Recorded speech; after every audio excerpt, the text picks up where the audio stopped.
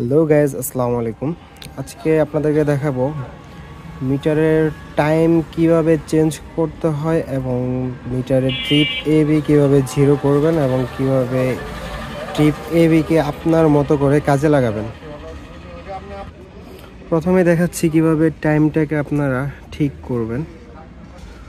আপনারা সিলেক্ট এবং adjust button দুইটাকে একসাথে ধরে চেপে রাখবেন।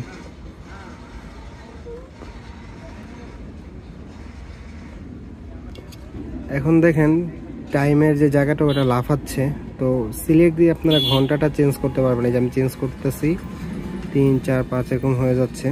এখন বর্তমান সময় 11:40।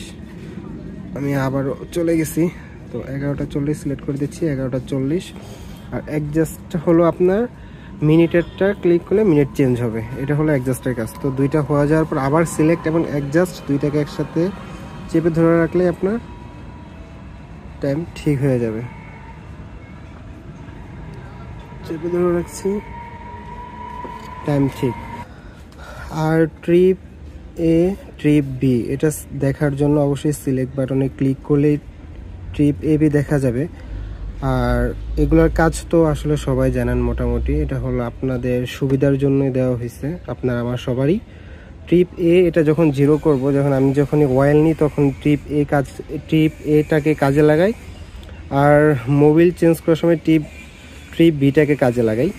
তো এটা হলো আমার টোটাল যে কিলোমিটার চলা, এটা হচ্ছে এখানে শো করতেছে। আমি ট্রিপ এ কে জিরো করে দেবো, সিলেক্ট বাটনের ট্রিপ এ কে এনে তারপর আমি অ্যাডজাস্টে চেপে ধরে রাখবো, আমার ট্রিপ এ বাটন জিরো হয়ে গেছে। এখন এই হলো এর কাজ।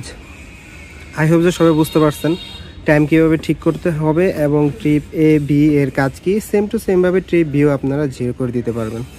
ধন্যবাদ।